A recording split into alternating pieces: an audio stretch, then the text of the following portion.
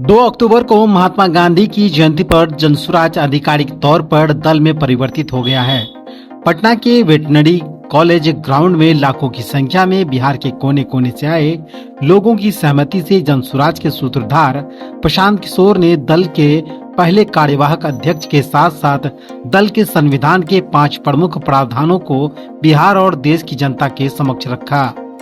प्रशांत किशोर ने अपने संबोधन में सबसे पहले जनता को जनसुराज के 5 बड़े वादों को जनता के सामने रखा। पार्टी बन गई, लेकिन हमने आपसे वादा किया था कि हम इसके नेता नहीं बनेंगे। नेता तो कोई बिहार का लड़का ही बनेगा। सबसे पहले आप जान लीजिए कि प्रशांत किशोर कौन हैं।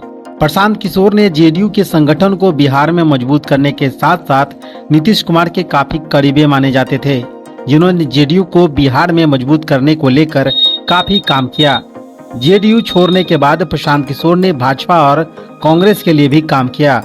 अब प्रशांत किशोर खुद की राजनीतिक दल तैयार कर लिया है।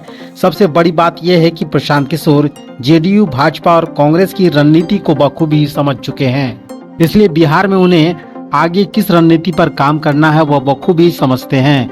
जनसुराज के राजनीतिक दल बनने के बाद 2025 में होने वाले विधानसभा चुनाव में बिहार के सभी सीटों पर चुनाव लड़ने की तैयारी वो कर रहे हैं। चुनाव लड़ने से इंडिया गठबंधन को बिहार में सबसे ज्यादा नुकसान होने की संभावना जताई जा रही है। लोग फिर पूछेगा इनका विचार क्या है, ये वामपंथी है कि दक्षिणपंथी। जनसुराज पार्टी के सूत्रधार प्रशांत किशोर पिछले 2 वर्षों से बिहार में पैदल यात्रा कर रहे हैं। जनसुराज पार्टी के विचारधारा को उन्होंने स्पष्ट भी किया है। जनसुराज के स्थापना अधिवेशन के दौरान प्रशांत किशोर ने मंच से पार्टी की विचारधारा को स्पष्ट करते हुए लोगों के सामने रखा।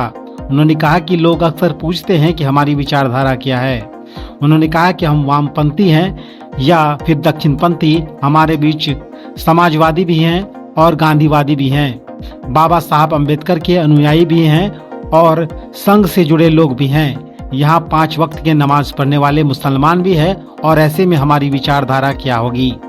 उन्होंने कहा है कि वह बिहार में नई शिक्षा नीति लागू करना चाहते हैं। शिक्षा व्यवस्था बनाएंगे, उसका रास्ता भी आपको बता रहे हैं।